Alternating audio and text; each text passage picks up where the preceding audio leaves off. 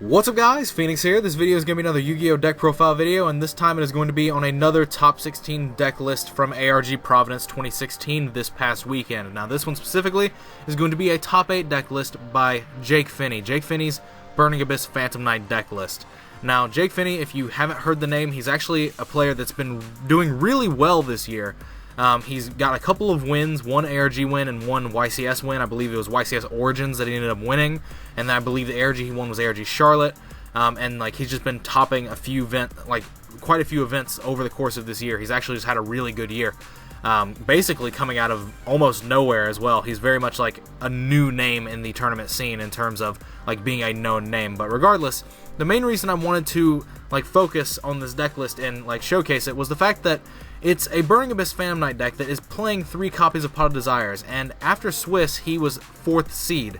So he was like one of the better performing people, and a lot of the decks that had Pot of Desires in them performed the best after Swiss, like in Swiss. Now a lot of them lost out in top cut rather quickly, but I think it's very interesting the fact that Pot of Desires being in decks that were at the top end of the spectrum of top 16 after Swiss was really interesting to me. It's just a little interesting piece of like evidence there. But anyway, it's a 44 card Burning Abyss Phantom Knight deck that uses Pot of Desires, and it was the only Burning Abyss Phantom Knight deck in that top cut of that event that had Pot of Desires in it. But anyway, deck list, as you can see on screen, is 3 Terra Top, 1 Taketomborg, 1 Tour Guide from the Underworld, 1 Graph, 2 Seers, 3 Skarms, 3 Farfa, 1 Alec, 1 Calcab, 1 Libic, 1 Barbar. For the Phantom Knights, triple Silent Boots, 1 Ragged Gloves, 2 Ancient Cloaks. So that's 24 monsters, and his spell lineup was 10 cards, 3 Pot of Desires and 2 Allure of Darkness, just a ton of draw power housed within these cards. Like you could literally just stack these cards like to like go Pot of Desires and then draw into Allure of Darkness and stuff like that. Now it's unfortunate that like Pot of Desires banishes the cards face down, but ultimately the card would be a little bit unfair if it didn't, because like with this deck you can't access those cards off of like Levier and stuff like that. But it's very interesting that this deck was running Pot of Desires and that he chose to run Pot of Desires in this deck, because one of the discussion topics that people had before this card was released, that decks that have like very good pivotal one-ofs like Ragged Gloves, Graph, Tour Guide, stuff like that, would be decks that didn't want to play this card, or like you didn't want to banish both your Seers, stuff like that. So basically everyone was like in some form of agreement that they thought that Burning Abyss was a deck that could not heavily like realistically support Pot of Desires, but yet this list like basically just throws that entire caution to the wind, that entire cautionary like, oh, I might banish my Graph, I might banish my Seers. It could have definitely been like play lines that he was using to just get them out of the deck first and then use Pot of Desires. I don't think he held the card by any stretch of the imagination, but that could very well be what actually took place. Who knows? But anyway, just tons of draw power there. The Rhoda for the Phantom Knight engine, triple Twin Twister because it's such good back row removal, especially in the Burning Abyss Phantom Knight deck, because all of your cards get value in the graveyard. And then Foolish Burial just to be literally an access card to literally everything that you want in your deck in the form of accessing your Graph, your Seer, your Skarm, your Farfas, your Phantom Knights, all of that. And for traps, he played triple Anti-Spell in the main for Pendulums and stuff like that. It's also good against Monarchs. Triple Fogblade, triple Strike, and 1 Solemn Warning for this 44-card main deck utilizing triple Pot of Desires. Another thing to note is the fact that it is a 44-card main deck, so it's like one of the only main decks we've seen so far in any tournament scene that's been playing Desires and actually been following trends that the OCG had set.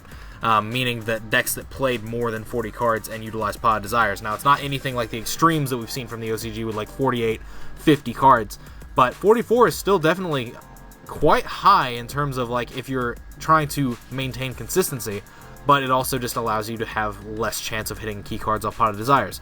So things to note there. But anyway, extra deck, triple Obvious Dante, triple Obvious Beatrice, 1 Utopic Future, the Giga Brilliant Core Edge package to spin Beatrices and Dantes in the mirror and stuff like that, the Levier, the Gram Pulse, the Phantom Knights of Breaksword, the Nightmare Shark, and the Darker Rebellion Xyz Dragon for your Breaksword plays.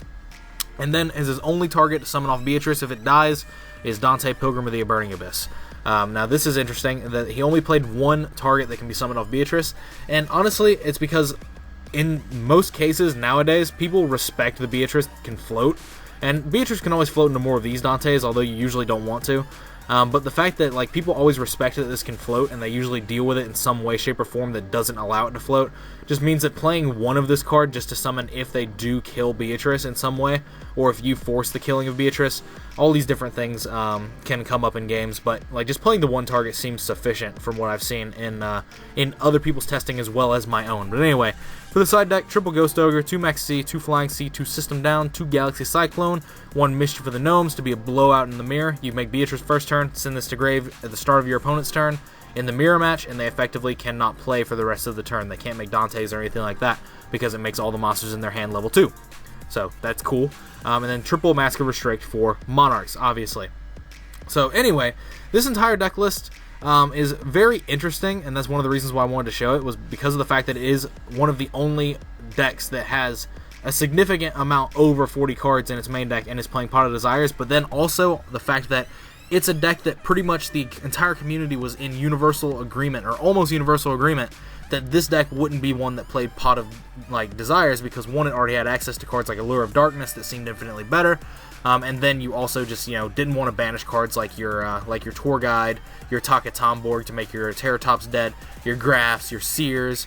You didn't want to banish these cards. At least that's what the community thought. But this deck list is kind of just an argument for the other side of that this card is very splashable in anything, regardless of how pivotal one-ofs are that you have, because that +1 could still be that much more powerful regardless. I mean, honestly, that's basically the biggest thing, is that I'm seeing a lot of people really change their tone on this card ever since it's been released. Like, I think the card's great. I'm playing it in almost everything that can actually support it, and even some things that probably can't.